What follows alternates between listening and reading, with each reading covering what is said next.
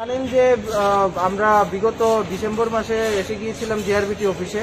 তারপর ম্যাডাম আমাদেরকে আশ্বস্ত করেছিল যে জানুয়ারির মধ্যে এনিহাও রেজাল্ট আপলোড করা হবে, কিন্তু আজকে 31 তারিখ যারা চ্যালেঞ্জ করেছিল আনসার কি, ওদের টাকাটা অবধি ফেরত দেওয়া হয়নি, প্লাস জিআরবিটির তরফ থেকে কোনো হেলদোল নেই কর্তৃপক্ষের যে আমাদের রেজাল্ট আপলোড করা হবে এই মাসে।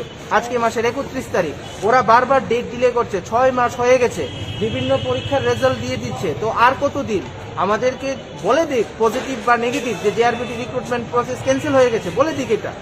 আর না হলে বলুক যে কবে রেজাল্ট আউট হবে। উনি একজন টিসিএস ডিটি থেকে উনি আমাদেরকে বলেছিলেন যে জানুয়ারির মধ্যে রেজাল্ট আউট হবে, কিন্তু রেজাল্ট আউটের কোনো এখন অবধি আমরা কোনো হদিশ পাচ্ছি না। ইভেন বিভিন্ন পত্রপত্রিকাতেও, আপনার ভিডিও বন্ধুরা জানবেন, বিভিন্ন পত্রপত্রিকাতেও দেখানো হয়েছিল যে জানুয়ারি মাসের মধ্যে জিআরবিটি রেজাল্ট আপলোড করবে, কিন্তু ম্যাডাম ওনারা বলছেন ম্যাডাম এখন নেই।